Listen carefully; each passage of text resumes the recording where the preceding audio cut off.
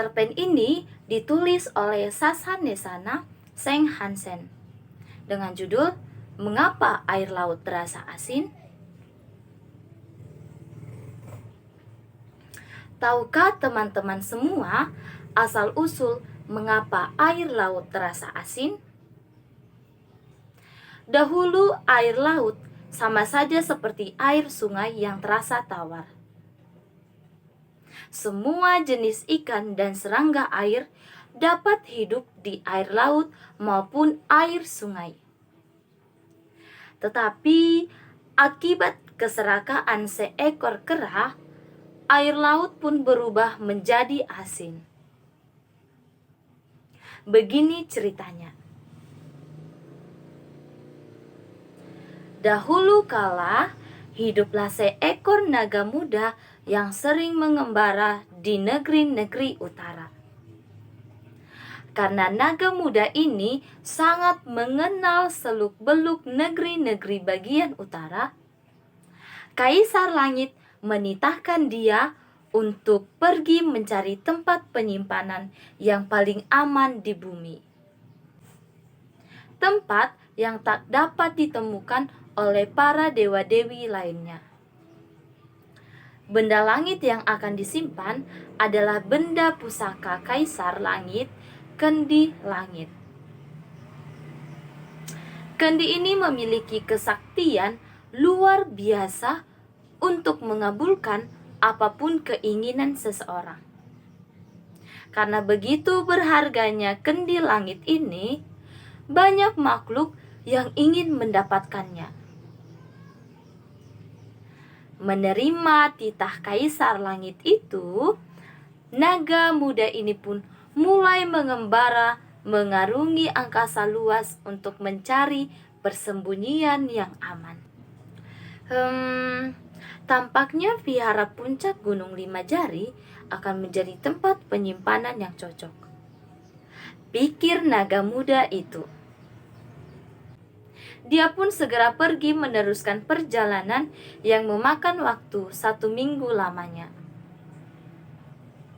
Hari pertama sampai ke-5, perjalanan terasa menyenangkan, tanpa halangan berarti. Tetapi kabar ternyata menyebar dengan cepat. Bila dinding bertelinga, maka langit pun bertelinga. Para dewa, raksasa, asura, kaum manusia dan binatang mulai mendengar kabar tentang kendi langit tersebut. Mereka pun mulai menerka-nerka di mana tepatnya kendi itu akan disimpan. Akhirnya bangsa kera yang cerdik menerka kalau si naga muda akan menyimpannya di vihara puncak Gunung Lima Jari. Diutuslah Raja Kera Utara untuk menipu naga muda dan mencari kendi tersebut. Pada hari ke-6, kera ini telah menunggu naga muda yang terbang rendah di atas langit pondokannya. Melihat naga muda itu kelelahan setelah menempuh perjalanan jauh, si kera utusan ini memanggil naga muda dari atas puncak pohon kelapa. Yang mulia, begitu dipanggilnya naga muda itu. Bangsa kera memang mengetahui betapa kaum naga senang disanjung dan dipuji. Yang mulia, turunlah sebentar dan terimalah persembahan air kelapa muda ini. Air kelapa ini akan menyegarkanmu kembali. Akhirnya naga muda ini pun turun dan menerima tawaran kera tadi. Kera itu lantas segera memetik kelapa-kelapa muda pilihan. Tetapi sebelum diberikan kepada naga muda itu, kera utusan ini memasukkan 3 tetes air mata duyung. 1 tetes untuk menyebabkan kantuk, 1 tetes untuk memberikan sensasi rasa nyaman, dan 1 tetes untuk membuat naga tertidur seminggu lamanya. Celakanya, naga muda ini tidak menyadari perbuatan jahat si kera. Air kelapa muda diminumnya habis dan terasa begitu menyegarkan dahaga dan laparnya. Tetapi lambat laun naga ini pun mulai merasakan kantuk yang berat, merasakan sensasi nyaman pada seluruh tubuhnya. Naga muda ini pun tertidur. Melihat si naga telah tertidur, kera pun segera beraksi. Dicarinya kendi langit itu dan dia berhasil menemukannya pada lipatan di tengah perut naga muda. Setelah berhasil mengambil kendi itu, kera utara ini pun segera pergi ke arah tenggara untuk menghadap Raja Kera. Berbeda dengan naga yang mampu terbang, untuk sampai ke tempat kediaman raja, kera utusan ini harus menyeberangi lautan yang luas. Perjalanan akan memakan waktu 5 hari. Si kera pun segera pergi. Sesampainya di pantai, kera ini pun mencuri sebuah perahu kecil yang tertambat di sana. Di tengah perjalanan, tiba-tiba kera utusan ini berpikir, "Wah, kalau dengan kendi ini aku bisa meminta apapun, mengapa aku tidak meminta garam saja yang banyak? Kami bangsa kera utara selalu terlihat jelek karena penyakit gondok turunan kami. Dengan adanya garam, aku bisa menyembuhkan penyakit gondokku, dan sisanya akan kujual kepada teman-temanku." Begitulah akhirnya si kera utusan ini pun meminta garam yang banyak dari kendi langit. Kegirangan meliputi kera utusan ini karena kendi langit mulai mengeluarkan garam yang begitu banyak. Pertama-tama isi kendi ini penuh dengan garam. Si kera pun mulai memakan sedikit demi sedikit garam tersebut. Tetapi karena kera tidak menyebutkan batasan jumlah garam yang diinginkannya, kendi ini pun terus-menerus mengeluarkan garam. Kepanikan mulai menjalar ke tubuh kera ketika perahu kecil curiannya penuh dengan garam.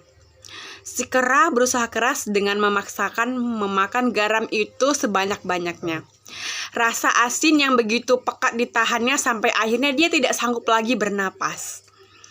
Kadang karena beban yang ada, perahu pun tenggelam membawa serta kendi dan kera yang teler oleh garam. Demikianlah riwayat kera tamat sampai di sini akibat kebodohan dan keserakahannya. Sedangkan kendi langit terus-menerus mengeluarkan garam sampai saat ini dan hilang lenyap di tengah samudera dalam. Tetapi cerita belum berakhir. Naga muda begitu terkejut ketika tersadarkan dan tidak menemukan kendi langit titipan Kaisar Langit. Dan tidak menemukan kendi langit titipan ini, dia pun geram dengan si kera dan segera pergi menemui Raja Kera dan minta pertanggungjawaban. Di tengah perjalanan dia ingin menyegarkan diri dan pikirannya. Tetapi sehingga terlintas untuk sekalian mandi dengan air laut di bawahnya. Dia pun terbang merendah dan pergi menyelam ke dalam samudra. Dia merasa ada yang berbeda dengan air laut yang biasanya tawar, kini terasa asin. Dia pun bertanya pada ikan-ikan yang ada di sana. "Mengapa air laut itu menjadi begitu asin?" tanya naga muda. Perlu diketahui, kaum ikan saat itu sedang terpecah menjadi 2 kubu karena perebutan wilayah dan kekuasaan. Raja ikan kecil menjawab, kalau itu adalah karena sebuah kendi telah jatuh dan menyebabkan air laut menjadi asin. Merasa kalau itu adalah kendi langit, naga muda meminta Raja ikan kecil untuk memberitahu di mana letak kendi itu. Raja ikan kecil memanfaatkan kesempatan. Dia menjawab bahwa kendi itu telah dibawa kepiting ke dasar sebuah sungai besar di ujung selatan. Dia pun akan pergi memandu naga muda untuk mengambil kembali kendi tersebut, tetapi dengan satu syarat. Naga muda akan menangkap serangga-serangga di permukaan air untuk diberikan kepada kaum ikan-ikan kecil yang mengikuti mereka. Naga muda pun setuju. Setelah dibawa berputar-putar dan setelah berhari-hari, si naga muda harus melayani kebutuhan ikan-ikan kecil. Dia pun mulai merasakan keanehan. Akhirnya pada saat hendak menangkap serangga di permukaan air, naga muda bertanya pada ikan besar yang kebetulan berada di dekatnya. Apakah benar kendi yang menyebabkan air laut menjadi asin dibawa oleh kepiting ke dasar sebuah sungai di bagian selatan? Tanya si naga kepada seekor ikan yang besarnya hampir sepertiga ukuran naga muda itu. Hahaha, kelihatannya kamu sedang dimanfaatkan ikan-ikan kecil itu, temanku. Setahuku, kendi itu masih berada di tengah samudra, di bagian tenggara. Tetapi tepatnya aku tidak tahu, karena waktu telah berlalu berhari-hari. Kemungkinan besar, kendi ringan itu telah terombang-ambing di bawah arus samudra berkelana ke seluruh penjuru dunia. Tetapi yang jelas, kendi itu tidak dibawa oleh kepiting kecil dan juga tidak akan mungkin terbawa arus ke sungai manapun di dunia ini. Jelas ikan besar.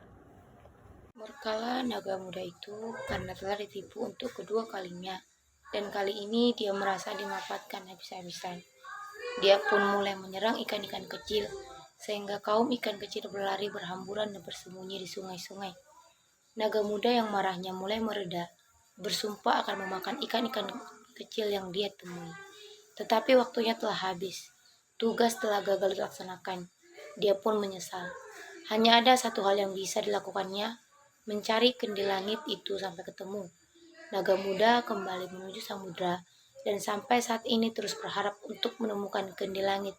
Ikan-ikan kecil yang bersembunyi di sungai, lambat laun terbiasa dengan air sungai yang masih tetap terasa tawar. Mereka tidak bisa lagi hidup di air laut, sehingga mereka pun disebut ikan air tawar. Sedangkan kaum kera merasa ketakutan akan dimaksa kaum naga apabila mereka berdiri di puncak pepohonan. Semenjak itulah kaum kera tidak pernah berani berdiri di puncak pepohonan dan selalu bersembunyi di bawah rimbunnya dedaunan. Air sungai tetap tawar dan air laut tetap menjadi asin.